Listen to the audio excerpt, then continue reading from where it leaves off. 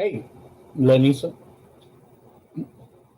it's just you and me in here today.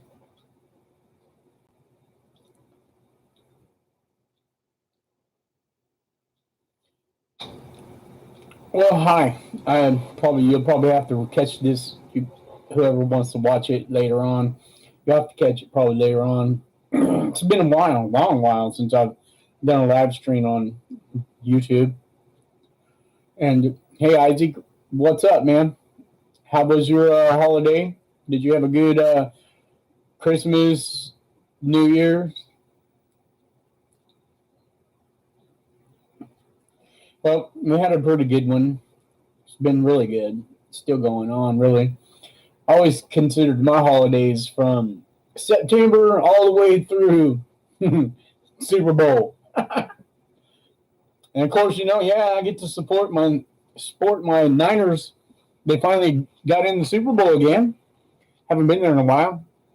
It was a good game though yesterday. Oh, I expected that. Who did they play yesterday? I already forgot. Green Bay. I thought Green Bay would have given them a better fight.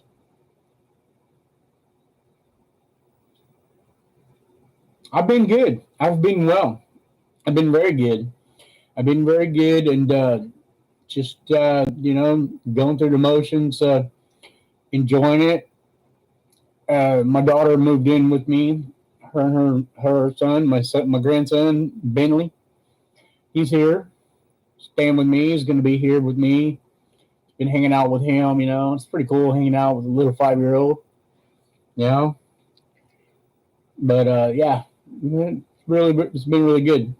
It's been a long time since I've done a YouTube, as I said, but I've been pretty busy. I've been busy, still doing the Justice for Timmy's thing. Actually, been doing a lot. We've done quite a bit for Tim. Um,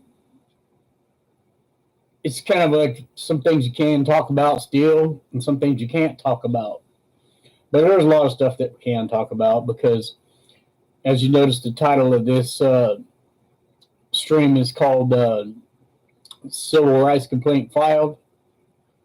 Yeah, so we did file a civil rights complaint. Our attorneys did January 6th, I believe, in the federal court there in Colorado. And here it is here. Whole 34 pages. I don't know if you guys can see that or not. 34 pages. Civil rights complaint. There's a lot in here. These attorneys that we have, the two of them, I actually hit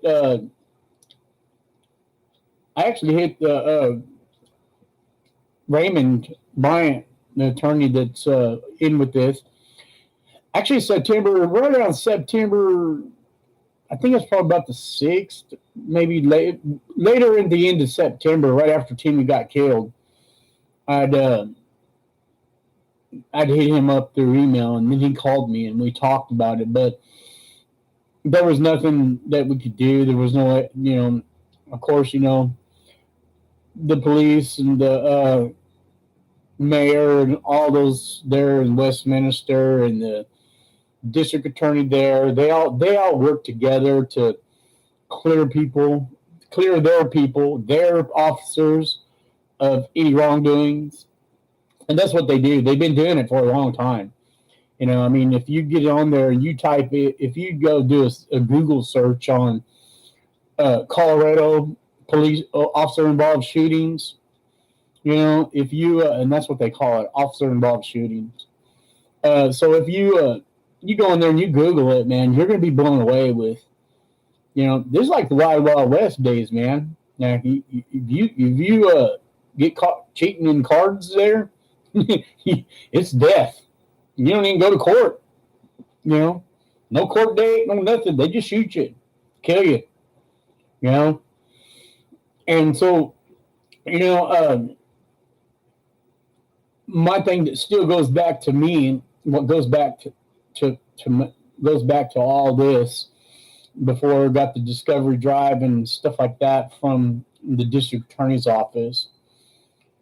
They had this case. Timmy was murdered in September the 4th, 2018, and that's when the cops, Engelberg and Himperman, blew him away.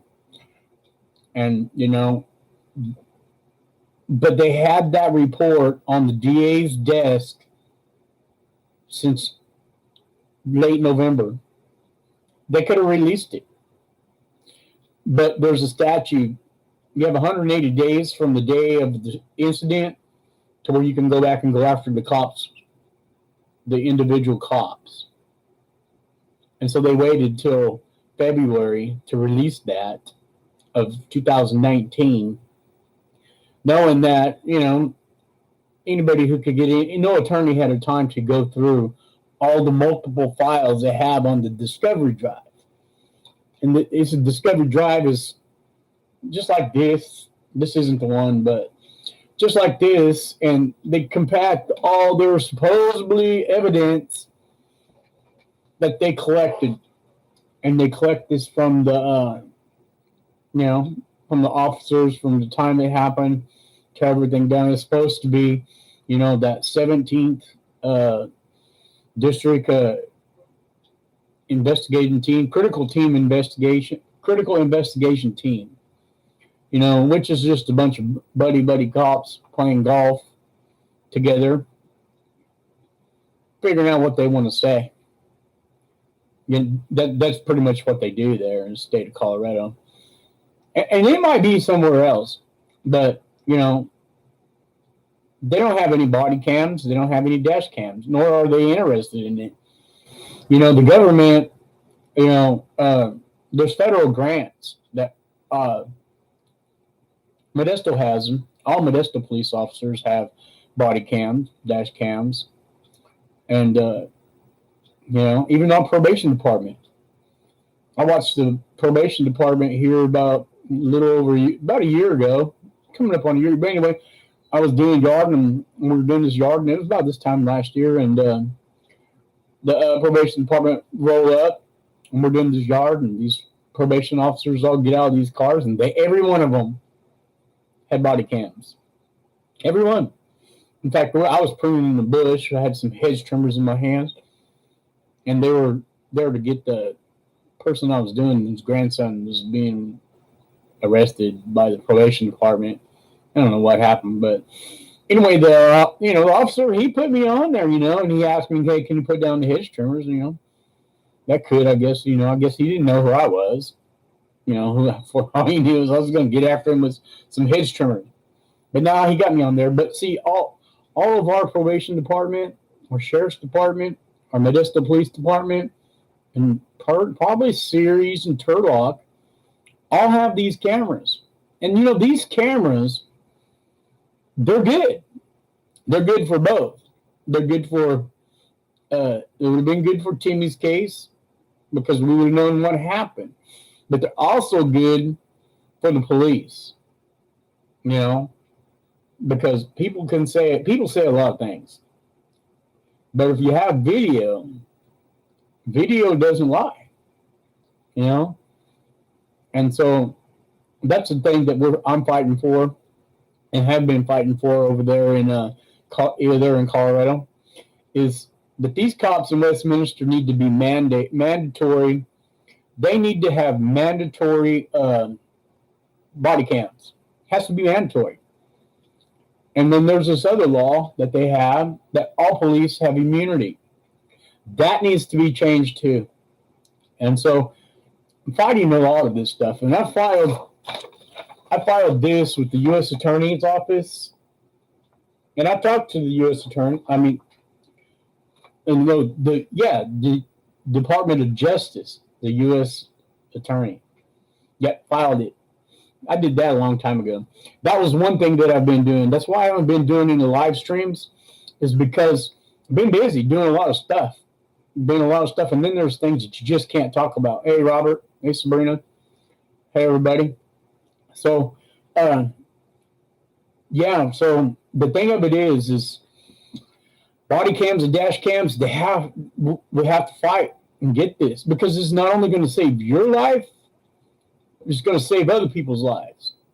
and it also protects the police. Now, when Tim Carlson, which I've talked to him till I'm blue in the face through emails, and Deputy Chief Barron, I've talked to all those people down there at Westminster PD.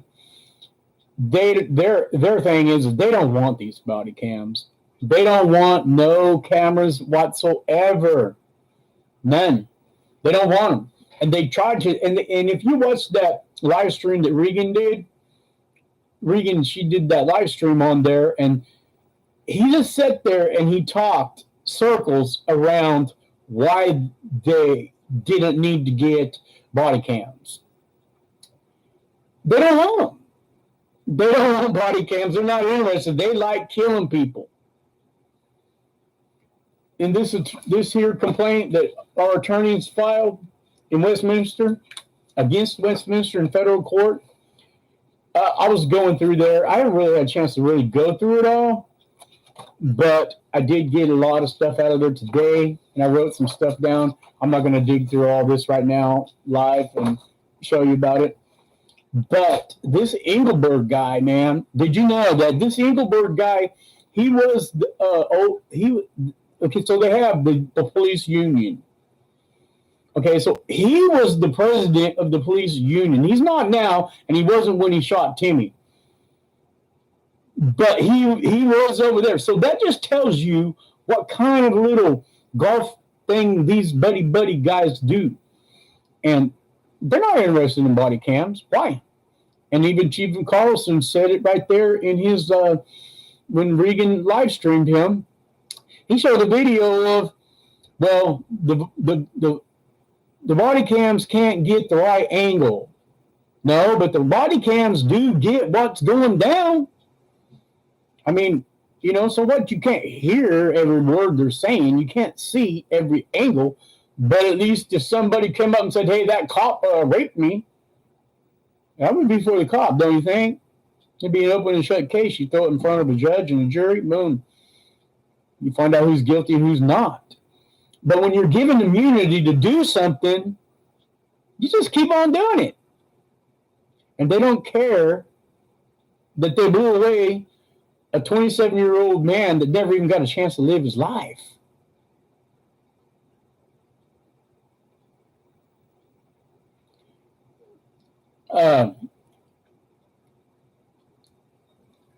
No, I don't go why. I don't know if Eric went to Westminster today. I don't follow him. I haven't followed him. Don't know what you're talking about there. Probably should get your story straight before you start talking about it on here. But anyway, this Engelberg guy, I don't even call him a cop because he's just a murderer with a badge and a gun. You know, in August 18th, 2010, there's a federal case filed on him against Trenton Lane, 11-year-old boy that had mental issues. And his mother had him calm down. And this kid was out on the grass, and they were trying to get him into the Hidden Lake Mental Health Office. And in Arvada, Colorado. You know, it's from page 97. I mean, from article 97 to 105, it talks about this. You know, it talks about, I just read it a while ago. It's like his mother had this kid. He was a mental patient. He was on the breakdown. And so the mother went and called, or somebody called the police. I can't remember exactly. It's in there. But anyway, so the cops, by the time the police show up there, the mother has this kid calm. He's out on the front lawn of this place. They're trying to get him to go in, and he's refusing to go in, but she has him calmed down. He's on all fours, on his knees and hands, out there crawling around on the grass. But when the Westminster police show up, Engelberg gets out of his car, starts hollering and yelling, commanding this kid, who's already terrified, grabs this kid by the back of the neck and the shirt, picks him up, hits him in the back, slaps handcuffs on this little kid, and his mother the whole time sitting there telling him he has a mental breakdown, mental breakdown. He used excessive force on an 11-year-old kid. Didn't even come up and try to talk to the kid. This is the kind of person we're dealing with. And then it goes on again. There's in July 27, 2016, there's this Emiliano Archuleta, 16-year-old boy, having emotional problems. Engelberg again to the action, There's just so many things. And so I encourage you, if you want to follow up on this, if you're following this case and you want to go up on it and you want to find out more about what's going on, you can download the whole freaking complaint and you can just read through it yourself and see how over and over again and again that Westminster Police Department uses excessive force. No de-escalation tactics is all. None. They just show up, man. They are the judge and the jury and the executioner. If they don't feel like dealing with you that day or that second or that time, they just pull out guns and shoot you. Officer Lingelberg, in this report here, which the lawyers filed in a federal court, it goes into some depth. It talks about it. And, like I said, I could say there's 34 pages. Just download it and go through it if you're really interested in it, and you can find out for yourself. This guy, Engelberg, he met with my son Timmy at 10 o'clock in that one morning, 9:30, 10 o'clock. He met with them. Timmy was up on top of a vehicle. I'm recapping a lot of stuff because it's been a while since I've been on here. And so, he's up on top of this vehicle, and he's hallucinating, man. He's saying that some wild German Shepherd puppies chased him up on here. And I can hear the 911. Yes, I went in and listened to it. I'm not going to go through this whole discovery drive because I don't want to run in and see pictures of my son blown up. Okay? But, he went, you could hear the guy, Andrew, talking to Timmy, but you can't hear Timmy's voice. And you can hear Andrew saying, "No, I'm not driving down the street with you on top of my vehicle." So apparently Timmy was telling him at that time, "Dude, these dogs are everywhere. Could you freaking just jump in your car, drive down the street, and I'll jump off and I'll run?" That's hallucinating him. There's no dogs there. Okay? So then, Engelberg and another cop show up with paramedics. And this is why I say this. Me and my daughter, Nicole, were just talking about this, and I just told her some information that she didn't know. Before Timmy went to Colorado, he got in a wreck here on his motorcycle over here on Oakdale Road. And if Timmy would have been here in California, he would be alive today. Because that day when he was weaving in and out, I call it splitting lanes. He was weaving in and out of that you've seen those little motorcycles that come flying around you while you're sitting there. I don't know if they do it in your state or not, but here in California, motorcycles, they go all over the place. Timmy splits lanes, so the guy pulls out in front of him. Timmy hits the car, flips completely over the car, lands on the ground. The force was hard enough that he cracked his helmet. Okay, so Timmy's sitting up there. They have him. Tommy calls me, and I was eating dinner, so we sprint over there real quick, get out. Timmy's up in the back of the ambulance. And of course, Timmy, you don't see, that's another thing that people don't understand, is Timmy is a trained football athlete. He gets hurt, he gets knocked down, he gets back up. You know what I'm saying? Any true football player, any linebacker, in playing the positions Timmy played, fullback and linebacker, he played that since he was 6 years old. And he played on some damn good football teams. He'd go up against guys. There's a video clip on one of my Facebook accounts that just came up the other day. We were playing this team, the California Rogue. Their quarterback is 6'3", 250 pounds, solid. We contained this guy all day. Me and Timmy and the other guys contained this guy all day long on the football field. Because if this dude would get to the outside, he's like a wrecking ball. That dude got to the outside and went there, and Timmy smashed that dude. It's all on video. I have it. I just watched the video clip of it the other day. If you're not subscribed to my Facebook account on under my courtyard lawn care at yahoo.com, go there. That video I pinned it to. Well, I tried to pin it to the top.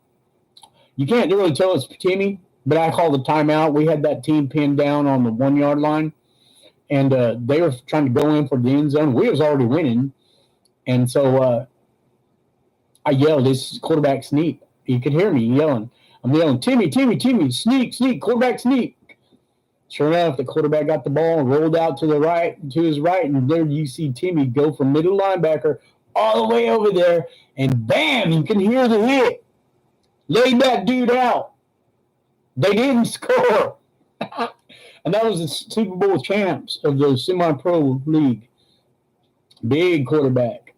They were pretty cool. They came across the field after we got done, and they said they never played a team that was just so violent, so hot. So you have to understand, when Timmy hit that car and he flipped over that car and landed on that ground and cracked his helmet, and he was sitting up there in the back of that ambulance, that cop came over to me right before his mother came up there, which I was glad to see her come up there, because he pulled me to the side. He says, "Mr. Henley, your son's going to the hospital one way or the other today, right now. He's either going to go in handcuffs or he's going to go willingly." And I'm sitting around thinking, oh, God, now I'm sitting here having to talk to my son and telling him he has to go. And we're going to put handcuffs on him and take him to the hospital. So that's why I say that if this would have all happened when Timmy was here in this state, in Modesto, California, he would have got shot. But you do that over there in Louis Engelberg's neck of the woods, he'll shoot you. And he's out there right now, driving around in a patrol car. Yeah, he's out there right now. He just got a paid vacation. And so this is what we're dealing with. But, it's all going to have to come to an end at one time, because, they can't just continue to go on and do that. And that's why I believe in my strong beliefs. I know what happened to my son that day. I mean, we don't have any video cameras to back it up, but I know what happened. And, the autopsy and stuff like that reports, they don't jive with none of what the police said.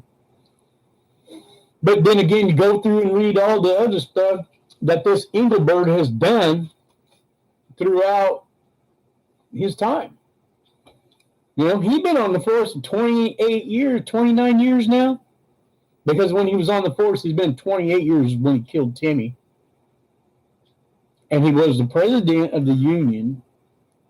So he knows all the ropes to pull and all that stuff to get in and out of there. Do you know what I'm saying? He knows all that stuff. So, yeah. So the whole thing of it is where we started from September 4th all the way to this complaint. And it's very sad that we have to do this, because there's no justification could come out of what just happened to my son. He didn't even get to live his life. Hardest worker out of all my kids, hardest worker. Never asked for a dime from anybody. In fact, he was all the time giving money away to his nephews. You've seen my live streams before. Hands down, best one. And so this guy never had a chance to get it, and he was on the path to getting his life together. I didn't want him to go to Colorado, like I said before. Me and him talked about it all before. He was going to come back. He was wanting to go down and hang out with his friend down there in he has a friend that's down in the Marines. That's down there in San Diego. He wanted to come here, hang out, and go back over there. Right now, Tim would be probably in San Diego. But, this happened. And so it's sad that we have to fight this fight like this. And that it's kind of hard when your hands are tied behind your back, because you just want to freaking flip out some days. Excuse me, you know.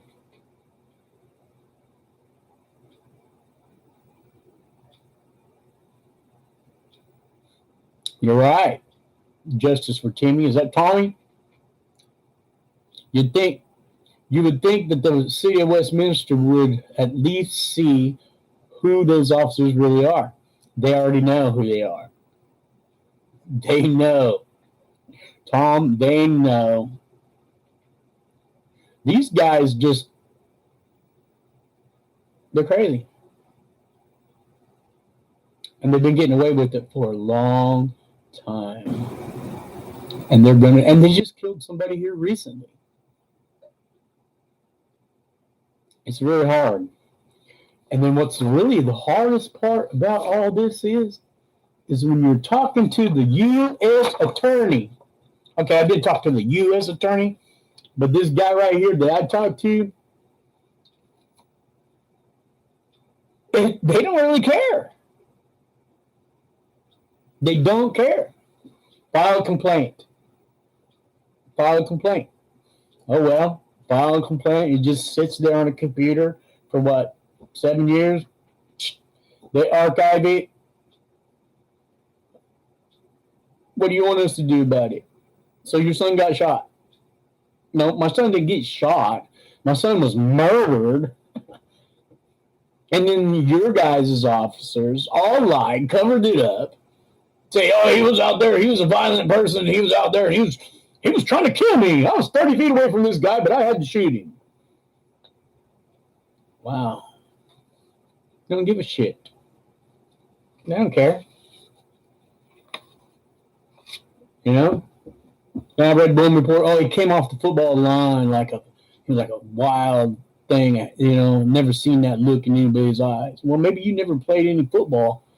Maybe you never did anything, you know? Tim was just fighting with his life right there, you know? His girlfriend talked about it. She was FaceTiming him right before it happened. He's running around. He's freaking scared from people trying to kill him, people trying to shoot him. He thought that was going on, you know? It's just really hard. But so where we started at and where we are today, and you know, when I went down and got I didn't go down and get the Discovery Drive. They were fighting me on that. Regan Benson, she went down there. She put down her ID. She signed for it because she had to sign a thing saying about it. She went and got it because I was going to drive all the way to Colorado, and I didn't want them to send it in the mail because they said, oh, well, we sent it to you. You didn't get it? Oh. But we fought that, got that. So, you know, and then that's how all these other people got it. The attorneys, they all got it from my source. You know, Regan took it down to Raymond's office. Actually, getting tired of waiting on David Lane, getting tired of waiting on him if he's going to take the case. So I had her go over to Raymond, which I already talked to Raymond at the end of September after Timmy had gotten shot.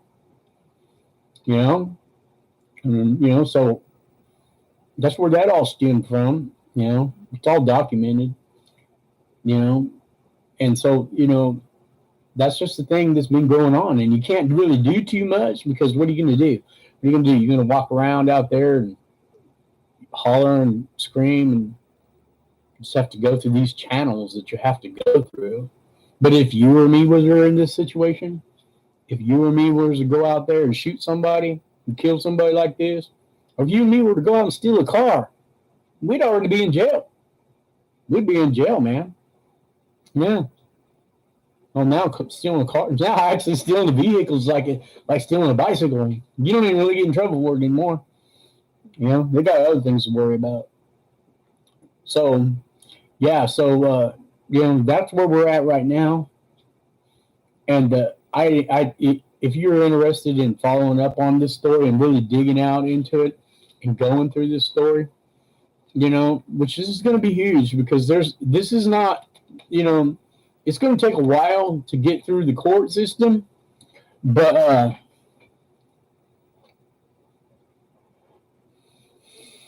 it's going to take a while to get through it. But my ultimate goal is to see this Louis Engelbert in handcuffs. I'm not going to stop until it's done. And I don't care who's with me or who's not with me. Doesn't matter. I'm trying to be civil about this. This is a civil way of handling it. Uh,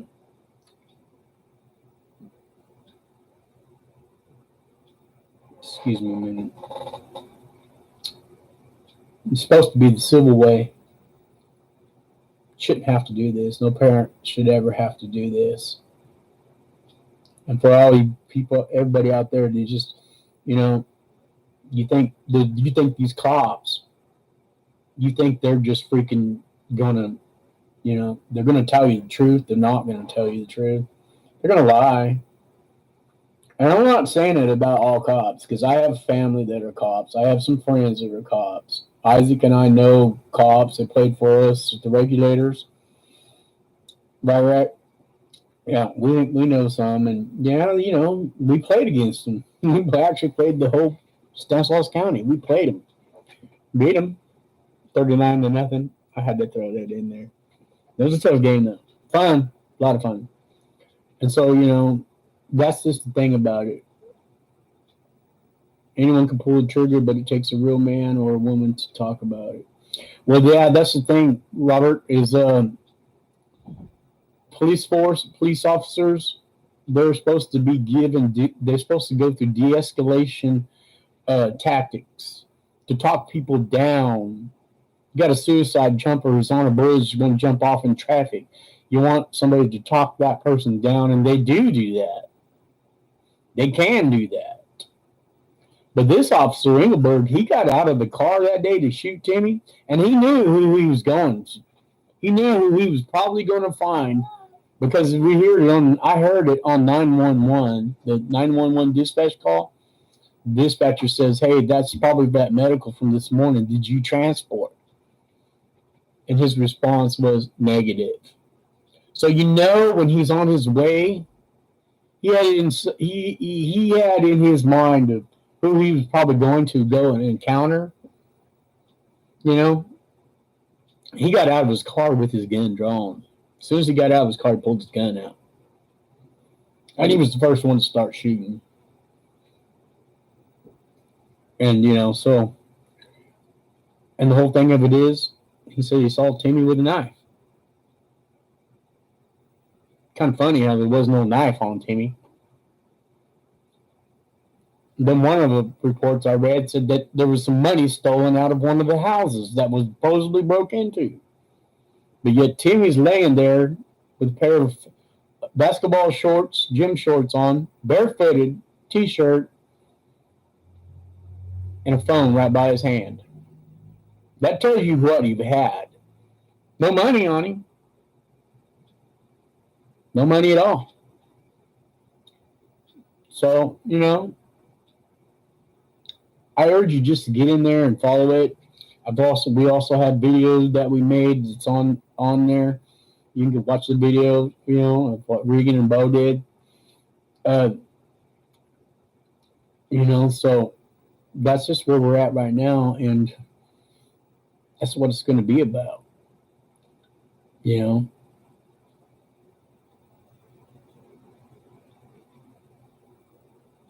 So just sitting here reading some of what people wrote.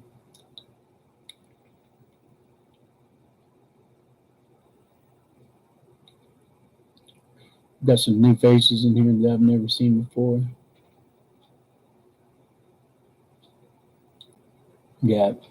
So thought I'd just get on there. It's been a while that I've done, like I said, it's been a long time since I've done you live stream. I'm busy. I just working. I work every day. I should be working today. We got some other stuff to do today. But so that's pretty much it. And so, like I said, you can go on there. You could download it, the complaint from the federal court, and read through it. If you really want to go through it and read through it, it'll take you a while to get through it because there's a lot. With this 34-page thing here, it's a lot. It's a lot. And what really blew me away was when I started going through here to page they call it the CTI, the Critical Investigation Team. You know,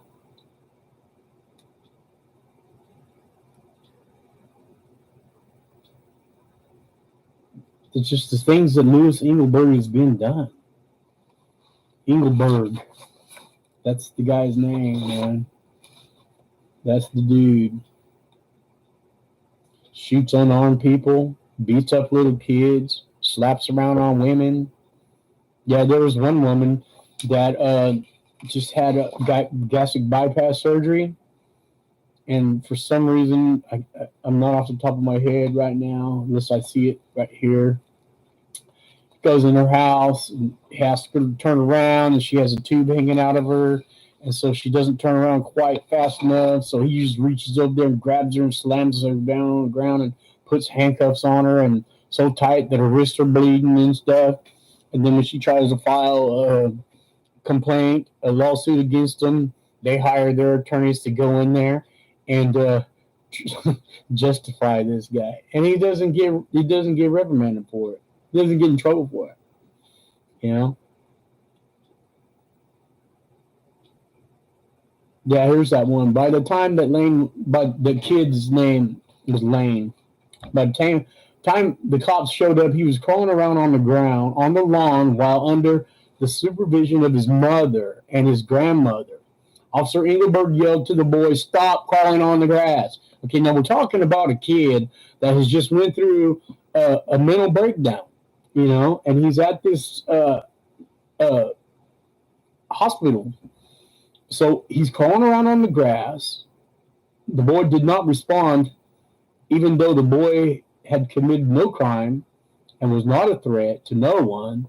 Officer forcefully seized him by lifting the boy in the air by the back of his neck in his T-shirt, struck him in the back. The boy's mother pleaded with the defendant, Engelberg, that the boy was having mental issues. But the officer continued to use force, including the application of a jugular notch nerve pressure point. But we're talking about an 11-year-old kid. Get him in the jugular right there. You know, if you've ever been to martial arts, you know about the pressure points. You know, you can grab somebody by there and you can hurt somebody really bad, especially an 11-year-old kid, a grown man, grabbing an 11-year-old kid like that. So, you know,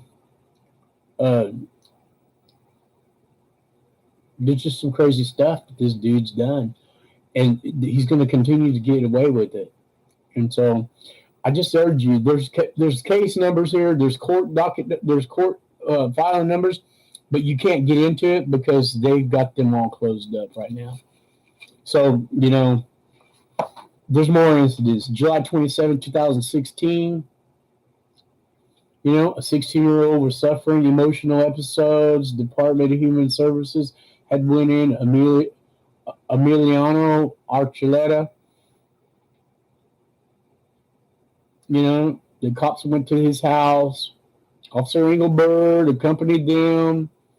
You know, the child was going to be removed. This kid, after he put his head down, because he was going to take his kids away from his parents. So this kid put his head down. You know, he's sad. But yet, Officer Engelberg, Superman Officer Engelberg jumps to the rescue. You know what I'm saying? You know,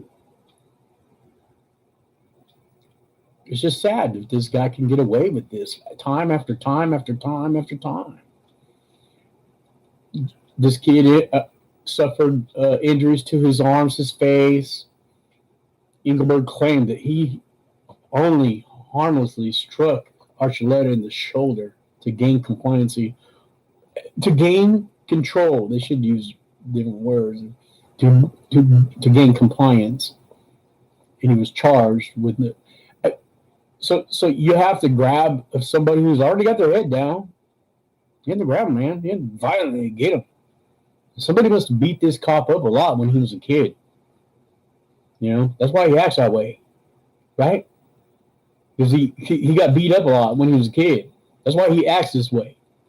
because he's got some mental issues that he needs to work out. You know,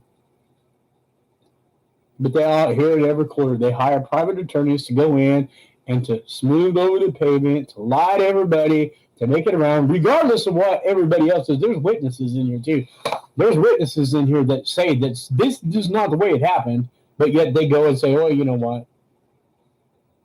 We like Engelberg. We play golf with Engelberg. Whatever Engelberg says is what happened, despite what you saw." You know, that's the same case that happened to Timmy.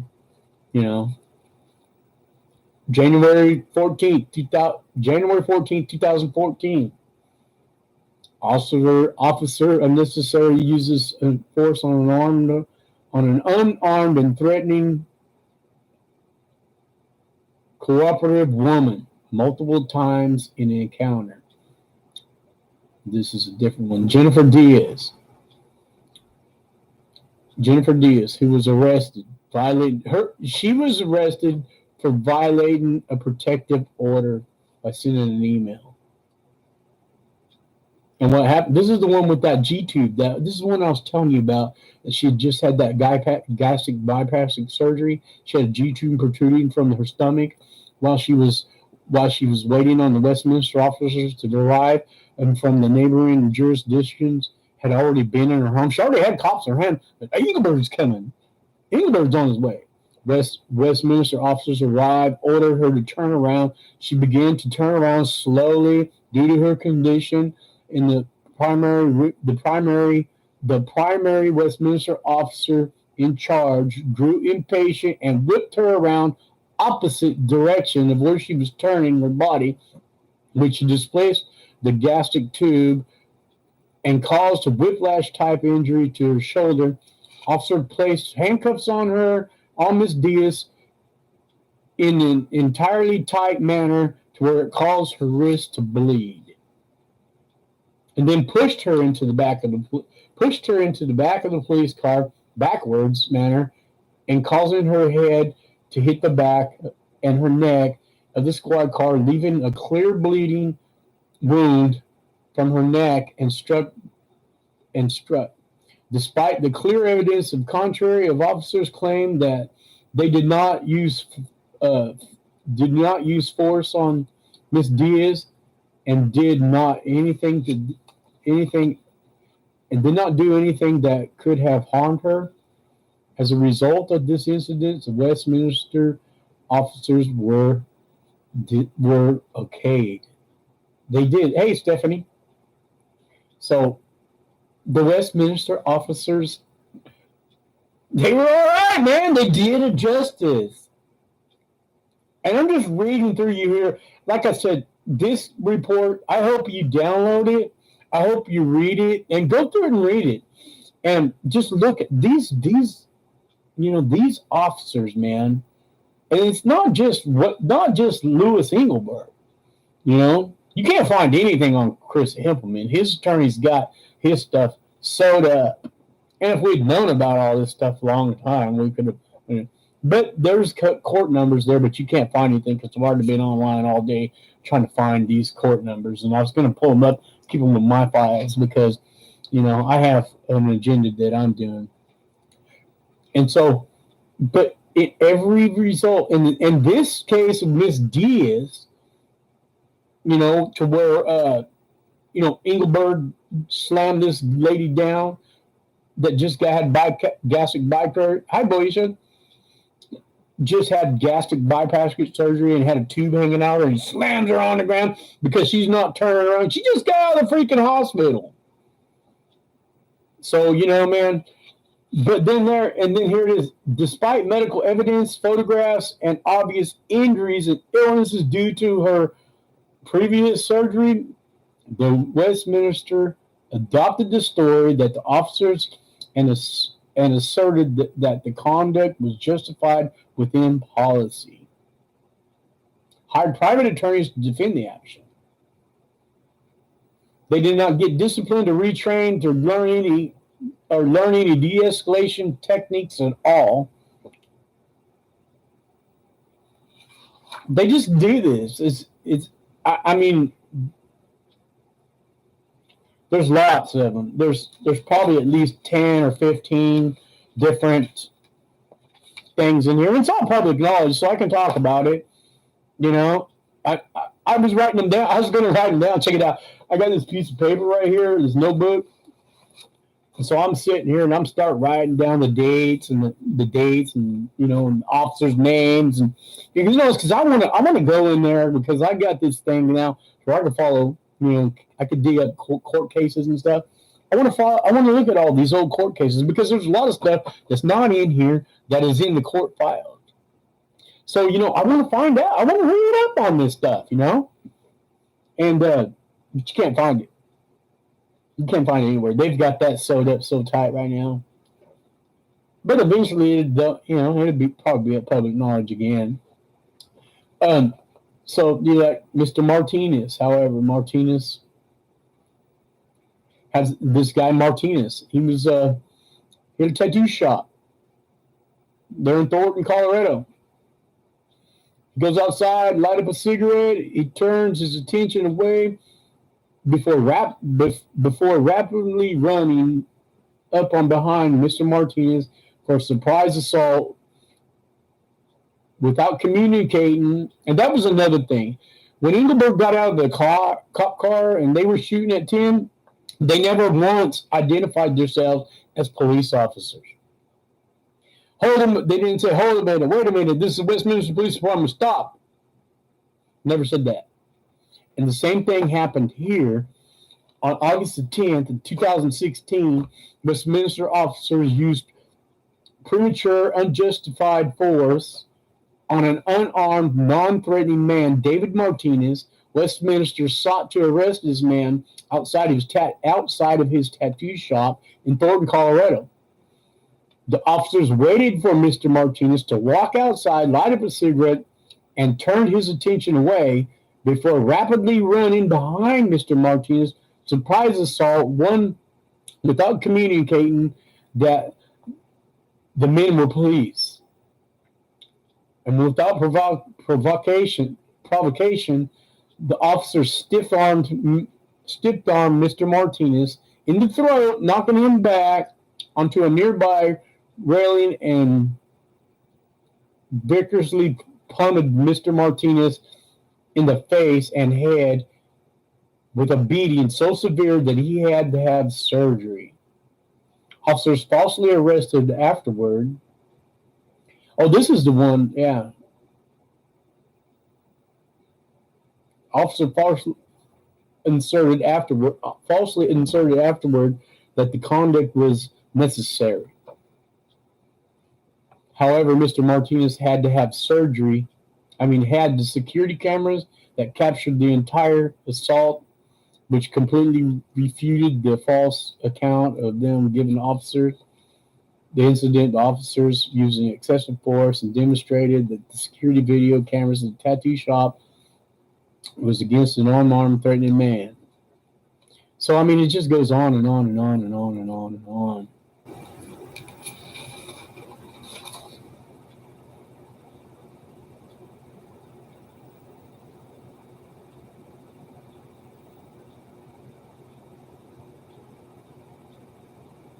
I'd like to do that, Stephanie. But yeah, we need to. What the Institute for Justice? Yeah, help me get in touch with them. I would do it. I've been doing this case all the way from there. Everything that's been done is, been fighting for it ever since September 4th. I'll keep fighting until it's done. Yeah.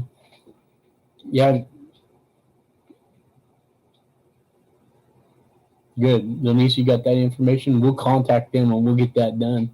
Hey, Moesha. How you been? I know I've seen a lot of people in here that I've known for a long time. Sorry, I haven't been doing any YTs. Well, I can't do it from my phone, and I'm busy out all day long, and usually do it here at the house. And I'm very sorry, very, very sorry. But there's some things that I just didn't want to come on here and talk about because didn't have anything that new that I could really tell you. I just didn't, And now I've got all this. I could sit here for an hour and go through this because there's like 4 pages of this stuff that these cops, that these attorney has been, fighting up against. And, so I just thought it was time to get on here. And, I know some of you have been wondering what happened to me. Where am I at? I just said, so the whole thing of it is, the beginning of this here, if you haven't been, attorneys filed a suit in federal court. It's 34 pages long, and it's talking about, the conduct of the officers of Westminster Police Department and the unnecessary shooting to death of my son, Timmy Henley, a man who is unarmed and non-threatening.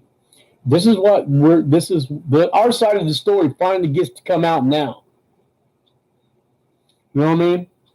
Because all we've had from day one, from September 4th, was the cops' narrative story, and then the media, which the media never went back and changed it, even after they already knew.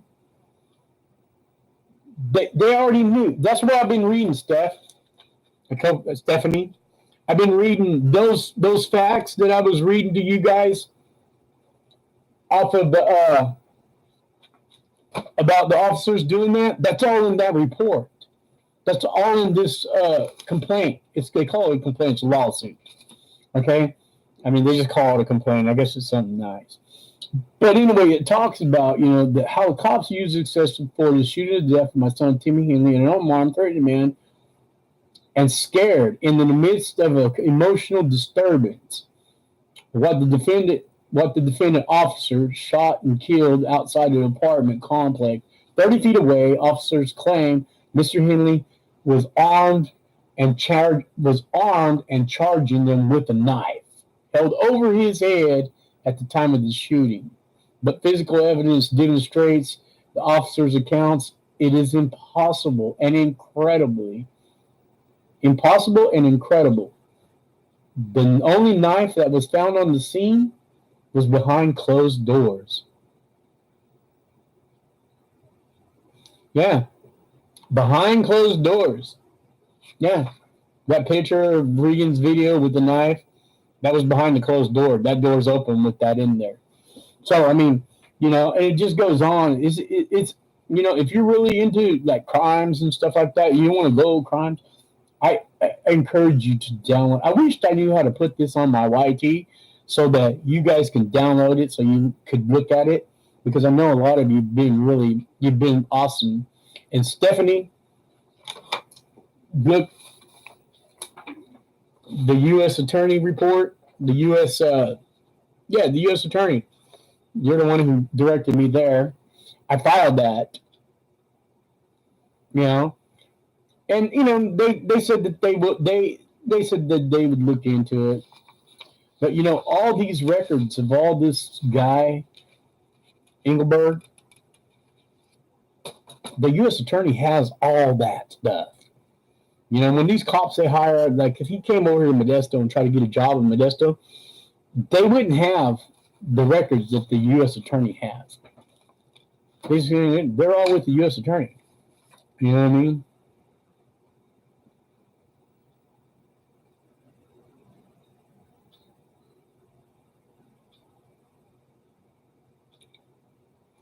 I'll have to try that. But like I said, so been busy. I can't remember when the last YT I did, but been busy. And I'm going to stay busy. I'm not going to stop. I'm not quitting. And I'm not signing any papers that says, oh, yeah, I won't talk about it. No, I'm talking about this. That would be dishonor. That would be dishonoring my son. You know what I mean?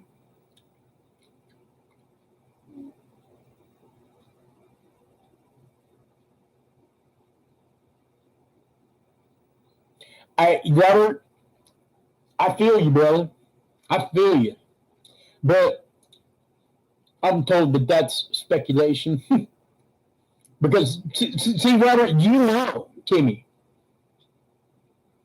everybody, all football players know Timmy. I mean, not all of them around. All the ones that are around here, they know my son Timmy. They know Timmy. Robert knows Timmy. That's why you just read that comment right there. If you see, can you guys read Robert's comment? Because Robert knows Timmy. Anybody who knows Timmy knows that knife, bullshit. But that's speculation, theory. Can't prove it. Even though the autopsy report is different from how they say it happened. I mean, I have that too. I can dig that out. I have all this stuff. I have it all. So, yeah. See, Stephanie, you are, yeah. I've said that from day one. Day one, Stephanie, I've said that same thing. The same exact thing. And, and just, this is not going to turn into a dog and pony show. This is going to turn into justice for Timmy. And I'm going to keep fighting because this cop needs to go to jail. This cop needs to go to jail, man. He's going to hurt somebody else. This could happen to any one of you. My son Timmy was not a violent guy. I mean, him and I got into it here once because he had a girlfriend right before. It was about 6 months before he left, before he moved out of here and went to Colorado. He was staying here and he had his girlfriend, and she was kind of a flake, and and she cooking in my oven at 3 o'clock in the morning. Smoke alarms going off, man. You jump up out of bed. It's like, what's going on? She's in the ground, dude. I forgot. I was cooking a green bean casserole. It's like, why are you in the kitchen cooking a green bean casserole at 3 o'clock in the morning? It's not Thanksgiving. It's not freaking Christmas. And me and Tim kind of had butted heads a little bit because I said, she's got to go, bud. She'll burn our house down tonight while we're sleeping. But Tim never got violent. You can stay, Timmy, but she can't. So yeah, no, I totally support that thought.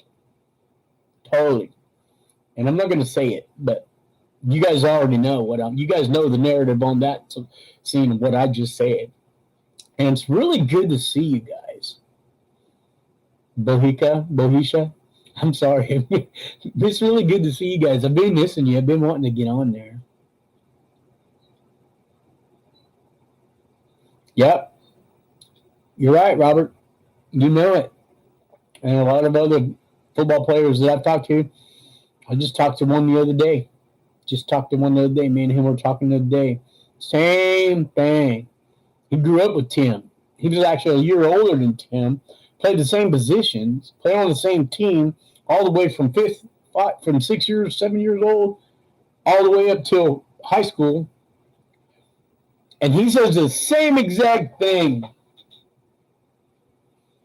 Football players, their first response to a fist fight, they're going to stop the play and go get a knife or a gun. No, they're going to come after you.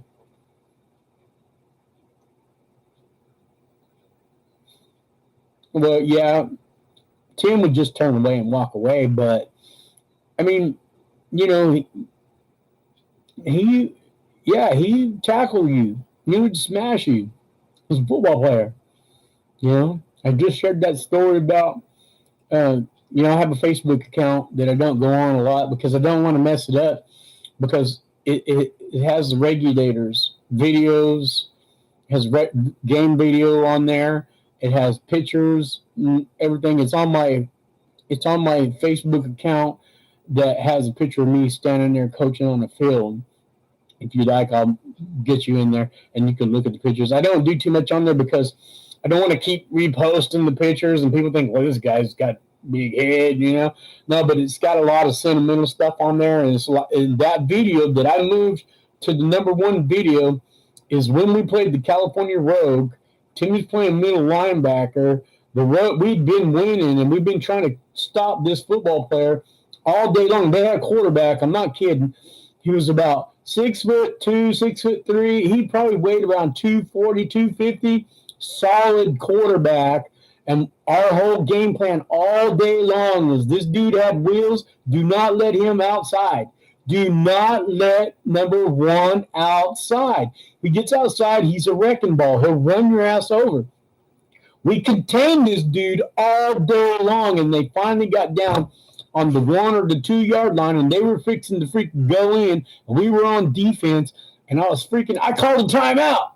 And I went out there on the field, and Tim looked at me and says, "We got it under control. Why are you calling timeout?" I said, "I want to make sure you got water and stuff like this. Do not let this guy in." I said, "Watch. He's going to do quarterback sneak." I'm standing there. You can hear me yelling through the whole video. I'm yelling, "Sneak, sneak, quarterback sneak. Watch the outside." Sure enough, man, that's where that dude went. And you can hear the crack. Tim went from that middle linebacker, boom, crack. You hear it. That dude's laying on the ground. That dude didn't get in.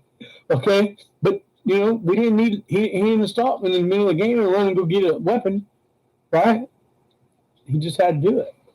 I mean, so that's why I don't go on. I go on there and I look at it. Never for a while I couldn't go on there at all. Then I'd lost the password and forgotten it. But now I've got it, and I'll go on there a little bit. So if you want to look at those pictures of Tim and the regulators and the videos, there's quite a few videos. There's a few videos of us playing live football in the football game. It wasn't a football game. It was a scrimmage, and it was before the season started. But, I understand both teams were a skeleton team, but I'm just saying that quarterback was big, and it was out through the league. Do not let their quarterback outside. That's what all the people, all the other coaches are saying. Once that dude got outside, he's a wrecking ball. He'll run over you, and he's fast. Once he gets to the outside, he's fast and he's strong. And we contained him all day long. And he didn't even score. So you can go in there and you can look at it. It's Joey Henley. It's got a picture of me with coaching football. You can see a football field on there. You just go in there and I'll friend you on Facebook, and you can go in there and you can look at those pictures and stuff on there. But anyway, so it's really good to see you guys, and I hope you guys had a good Christmas and a great New Year's. Really hope you did, and I hope that I gave you some information out of this here that you guys, I know you guys have been wondering. I know some of you follow me on Facebook, and I post some stuff on Facebook, but I don't want to post too much stuff on Facebook, because I had a lot, I have a business to run here in Modesto, and, people judge you when they see that your son is being shot by cops because people think that, oh, you got shot by cops, you must be a bad person. Because that's the thing that people think about is like, well, the cops did their job, and in fact, I was on after my ex-wife Sabrina, she did a news video of, after they filed this in court, the lawyer got with the news videos, and the news company got with her and started wanting to do a video of her, and they put her in there. They did it through Skype or however they did it. And then I reposted that, and then as soon as I reposted it, I seen some chick get on there and wrote, "Man, I just feel so bad about how these cops have to deal with all this bullshit." And I didn't say anything. I wanted to, but I'm not going to get in a big argument on Facebook with somebody I don't even know. I mean, but a friend of mine, a coaching friend of mine, actually the commissioner of the league, she chewed this dude out. He chewed this chick out. He said, "Hey, man, that's Coach Henley. He owns the regulators. He owns the county regulator. Football's my team. They play in our league. And his son, Timmy, was one of his football players. His son, Timmy's a good guy, man." And then that chick, she took her post down. But people have seen that all the time. They assume it.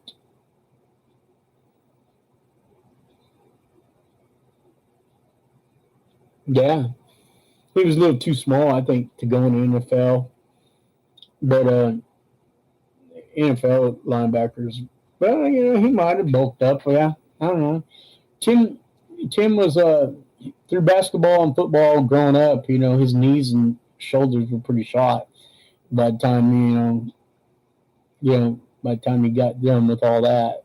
Basketball's rough on the old knees, man. Bouncing around, twisting and turning, and then playing football. And then he was wrestling. He wrestled too. So, so his body, his body for a 27-year-old guy, his body he had its aches and pains. And probably by the time he was my age, he would have been feeling it a little bit. But you know what? Here's the thing. I don't look at my son. I know where my son is at. I already know where he's at, uh, but I don't look at him as the way he was. It's the way he is. Do you feel what I'm saying? Because, and I'm not in denial at all. I just learned how to, I just have a relationship with Jesus, with God, and I've prayed about this, and I've searched Scripture. I know where my son is, and I know that my son's still with me. Believe it or not, there's time. It's like yesterday, watching the Green Bay Packers and the Niners play. Just a memory out of the blue pops up in my mind. When Tim was a little kid, he thought they were called the Green Bean Packers. And that just popped in my mind, and it's like he was sitting there reminding me. Do you know what I mean? So, yeah, I'm sad that he's gone. I can't go and hang out with him, and we can't go shoot no hoops anymore. I can't go throw the ball and, and let him catch it or whatever. But,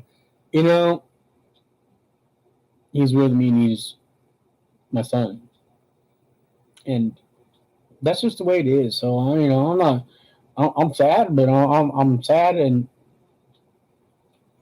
I hope none of you ever have to go through this. But yeah, I think that's true, Stephanie. I really think it's true. I prayed. I know some people get upset. Yeah, the Green Bean Packers. He thought he was a kid. Okay, he was 8-year-old, 7-year-old. He thought they were the Green Beans, the Green Bean Packers. But as soon as you start talking about prayer and God and people, they just kind of go away from you. But I was praying one day right after this happened. And I was in somebody's backyard. I had this blower strapped on my back, and I had it going full blast. It was leaf season, getting rid of the leaves. I had this blower, and I was sad, and I was freaking, I was just screaming up to the sky at God. And it was like, why? Why did this happen? And why did you let this happen? And, and then I asked a question to God. I said, well, what's he like now? At least tell me. Show me. I want to see. And I'm not going to kid you. I'm not kidding you. Bible scriptures started just flooding my mind. I sat down on that bench, turned that blower off, and I just started crying. As all these Bible scriptures just started flooding my mind. And I'm not a person that walks around quoting the Bible. I read the Bible every day, and I go to church, and I talk to God all the time. And I pray, and I prayed, and somebody got healed. But I'm not. I don't know scripture. I don't know where they're at. If you ask me, where's this at? I'll say, I don't know. It's in the Bible somewhere. But all these Bible verses just started flooding my mind as I sat there, and I heard Timmy's voice. I heard my son Timmy's voice say, "Dad, I'm with you. I'm always with you." And this was Timmy's voice I heard, but it wasn't real audible. I'm always with you. I'm with you more than you'll ever know. So I believe that. And so I believe, like yesterday, Tim was reminding me about the Green Bean Packers. Yeah, so That was cool. That was cool. And I get those little thoughts all the time.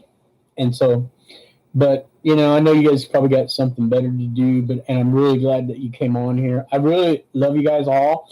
Thank you guys for coming on my thing here. I think so, Bohisha. I think it's so. But share this with other people. Get this around. And I know you guys. A few of you have the summary. I know Stephanie has it. Feel free to use any of this stuff that you want. I'm glad to be sharing. I want to share this with everybody because I want you to know. I don't hate cops. There's a news article. Our chief of police fires dishonest cops. And I don't know this guy, but I should go get him a Starbucks card because it's printed in the SOB the other day that these cops falsified evidence, falsified reports. They're fired. They're done.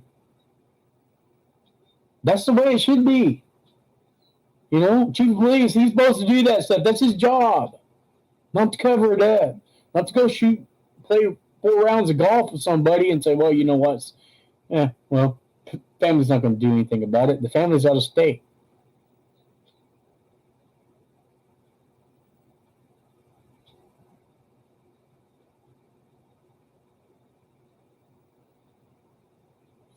Yeah, cool. Yeah. So, that's just what it is. And so this is just to empower you to know that when you're in the battle like this, you just got to pursue it. And I'm not going to tell you that I'm always pursuing it because I don't. There's days that I just fall apart. After this freaking report, after this was filed and going through it was just like freaking, it happened all over again. It was like it all happened all over again.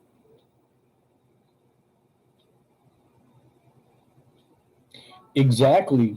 Yeah. Regan just posted a thing the other day of some guy driving down the road. She's driving. She's showing her speed limit. The cop flies by her. She turned him in, but never heard anything about it.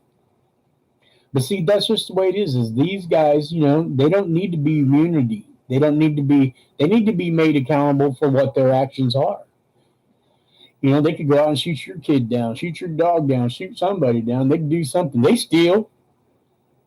I just seen a video the other day of some cop. They had to go tap on his window. He was drunk, on job, sleeping in a cop car. He was drunk. So, I mean, yeah, we don't need cops like that. Back when I was a kid, man, those cops used to be in shape and stuff, You have to run through obstacle courses and, and you look at some of these cops nowadays and you think,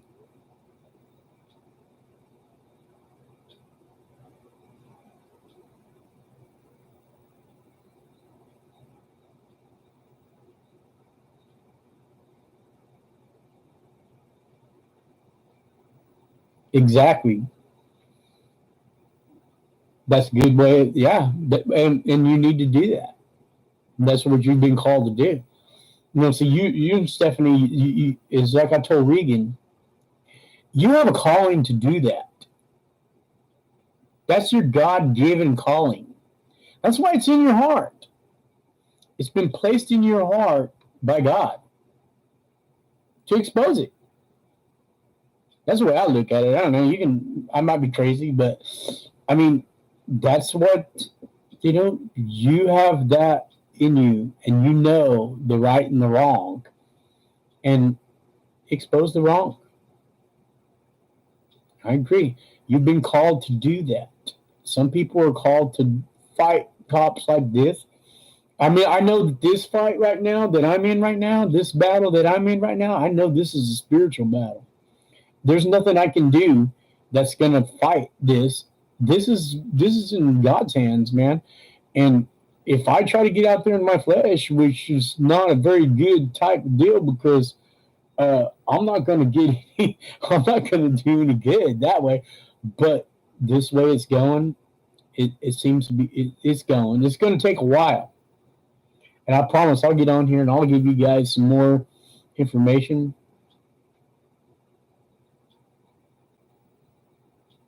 I fought for families, not against any particular group. That's good because people need you, Stephanie. People need you. I need Regan. You know, Regan. She helped me. She's helped me from all along. I've heard reports saying this. She didn't do this. She's done this. She's been with me since. Uh, well, I met her actually in January last year. So her and I have been hanging out for about a year. Uh, I don't think that we would have got the discovery drive from the DA if it wasn't for her that fast. Because as soon as I met her, her and I started talking, and she at first, it took a while because somebody gave me her freaking phone number, and I just started texting her. I called it, nobody answered, so I just texted. And it went like 2 weeks, and I never heard from her. And then all of a sudden, out of the blue, boom, she hit me up. And Regan started talking to me, and I started talking to her back and forth. And I remember she said, well, I remember her first words were to me, well, it's not, it happens all the time that people leave and come to Colorado to straighten up their life. Yes, true. True, true, true. You know? And then as I started talking to her a little more and a little more, then she stopped. And I thought, oh, okay, she ain't interested. But then she kept coming back, asking more questions. I get more questions. And then she says, well, what kind of paperwork do you have? And I sent her all the paperwork. I remember I had to sit there on the table and take pictures after pictures of all these things that I had from the cops and send them to her. And then that got the ball rolling. Then now her and I were hanging out, talking every day. She started me doing YouTube. I didn't do YouTube. My son Timmy did it all the time, but I never did YouTube. Regan was the one who got me going into YouTube. And so, yeah, she helps so many, especially when, yeah, that's great. And you do the same thing, Stephanie. You helped me, Stephanie, with this. You were the one who told me to go file this complaint with the U.S. attorney. You're the one who gave me the U.S. attorney's address. You know what? Hey, it was a trip, man, because that right after you and me talked about it, I got the phone number. I tried to email him, but I couldn't email him. So I just called. I just left a message. I didn't think I'd hear anything about it. The dude caught me off guard. His name is Michael something. I have it written down. He caught me off guard. It was the same day I left the message.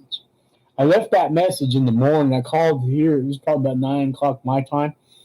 And I called and I left that message about it. And then probably about 11:30, 12 o'clock, maybe after lunch, I got a phone call and I just answered it. And it was him. So I didn't even, I was like, shoot. I'm like talking to this dude and I'm all scattered brain and all that stuff. And then him and I were trying to get to fixed up, and something was really weird going on that day because he was trying to get me to send him the summary that I had drawn up, and he was trying to send me the complaint so I could print it and fill it out and send it back and all that stuff. But his email wasn't working and my email wasn't working. And so it was kind of weird. It was like, man. And then we got cut off. The phone line just went dead. And I mean, he works at the U.S. Attorney's Office. They don't have, you can't just call one number. It goes through, there's probably about 20 or 30 of them in there. Probably more.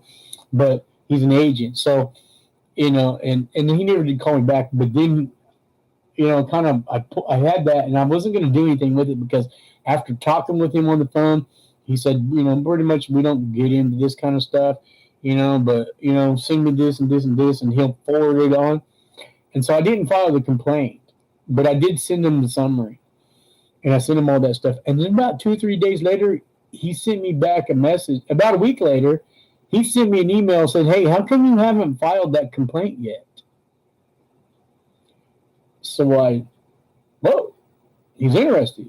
Okay, so I figured it out. I faxed it to him. I said, give me your fax number. I'll fax it to you right now. Because I don't know how to do computer stuff. I don't know how to sign and stuff like that. But I faxed it to him. So I faxed it to him. He got it. So Hopefully, something's going to happen there. But that was you, Steph. You did it. You were the one who gave me that address. I remember. I still have it saved in my phone. So I'm glad you helped me there. And that's a gift that you've been given to do that. And just keep doing it. Just keep doing it. And if you want, you know, you can use any of all this information that I've got, that I have. It works. Keep doing it. And I'm pushing for body cams in Colorado, the whole state of Colorado. I think body cams, it needs to be mandatory. Dash cams or body, they don't even have, Westminster doesn't even have dash cams. And there is it's not mandatory. We don't have to have it. Well, why not have it? It's going to protect your officers, and you get it free. It doesn't come out of their pocket. Hey, John, how you doing, my friend? Sorry, yeah, you can call me Hoey. That's okay. It doesn't matter. I had a friend who used to call me Hoey. But so yeah, that works, and just all this stuff works, and it's big support. You guys have been very big support, and but I think that I'm going to fight for this dash cams and body cam thing. I think every officer needs to have a body camera. I mean, it's going to protect them too. I mean, how many times do they get in a predicament to where they need video? You know, they need video too, because not all people are good. There's a lot of bad people out there, but not all people are bad. And that's like there are a lot of bad cops out there, just like there are some good cops. But you guys, thank you for tuning in, and I really hope that you go back and listen to a lot of this. That's all right. That's all right, John. I knew what you meant. I knew you wasn't. I knew you weren't coming in disrespecting anybody. I mean, Bohica probably should be mad at me because I probably still haven't pronounced her name right. But she just sent me a smiley face a while ago, so I must get it right. You know what I mean? But I really missed talking to you guys, so I'm gonna get on here a little more often and stop rattling so much, and and give you guys the updates and that you need and stuff like that on this. I don't look to hear anything more from these attorneys. Uh,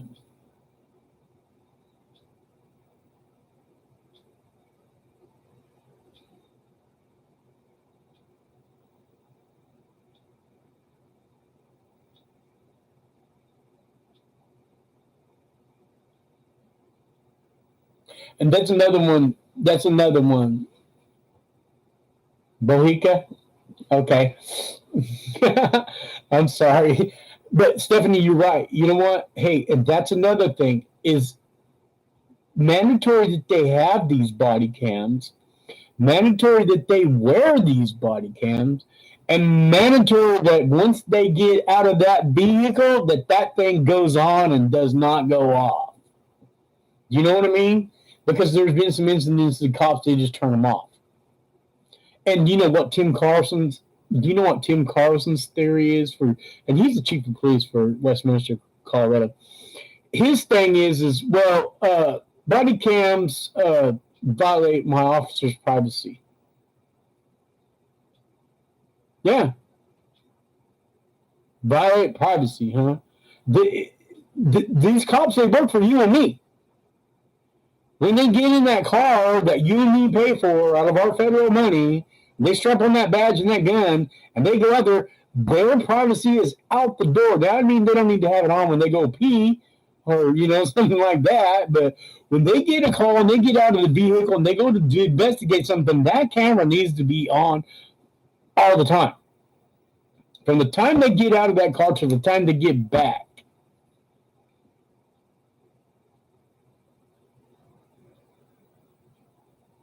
Yeah, there you go.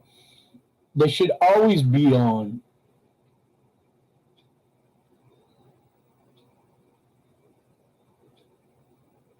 Yeah, they can take him and lock him in the car.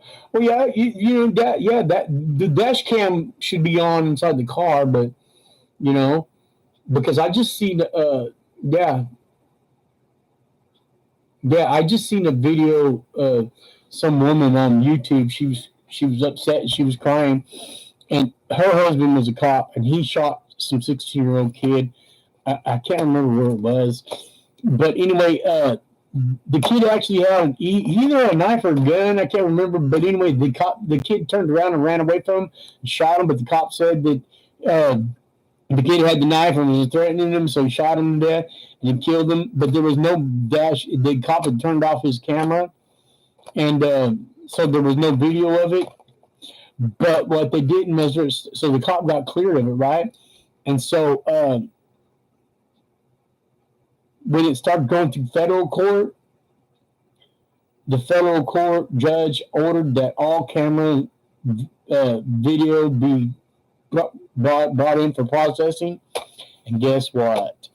An officer that came up on the scene didn't turn off his camera and caught the whole thing on camera, and they were hiding it.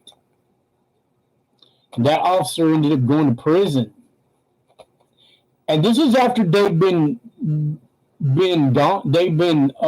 cleared, justified. It'd been like a year or two later that they pulled that video up of the officer that pulled up this, when they call in for backup.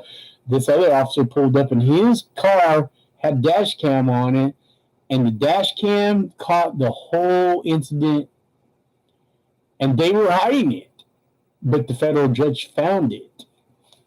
Their investigative team found it, and they brought that cop up and charged him, and he was in prison, and his wife was on YouTube making pleas that he be released because she's afraid for his life because he had already been attacked and raped and stuff like that, and it was going on a daily basis.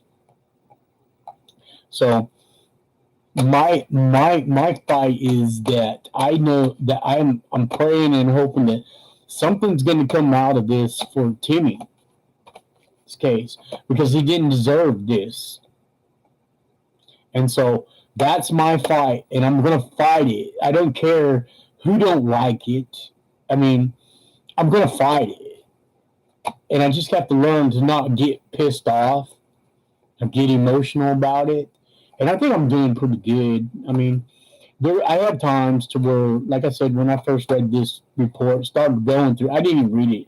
I just started going through it and listening to it and reading through it and scanning through it, and it was like hitting, like you cut yourself really bad and it stopped bleeding, and the next day, a couple of days ago, and you bump it again and it starts bleeding again. It was like that's the way it was. So, I just, that's the way it is, and and it's still. I have times and days where I just have to pull the vehicle over and sit there and do my crying, it's my son, I raised him for 27 years, it's not going to go away, but, I am getting stronger, and I getting a little wiser on how to deal with this, and thanks to you guys, you guys' support, and Stephanie, people like Stephanie and Regan, that have helped me, and Eric Brandt, he was in here a while ago. I think I seen him on here. He probably left by now. I don't know that guy. Okay, so I mean, I've always been Regan. She's been with me from day one, and she's, as far as I'm concerned, she's the one that's helped me get a lot of stuff, and and I'm thankful to her and Stephanie and Sherry Reese. She's done some stuff for me too. There's other people, and John, he's been there to listen to me boohoo, and Bohica, she's been there too, and and Isaac, he's there right now watching. He probably went to sleep by now, but because it's been a little longer than I thought. I didn't plan on it going. I just was gonna do a quick stream, real quick, probably 15-minute stream, but it took a little. Oh, it's been an hour and 30 minutes. So I had a lot of talking to do. But hey, anyway, so you guys have a happy week, and We'll talk to you soon. Okay. So thank you.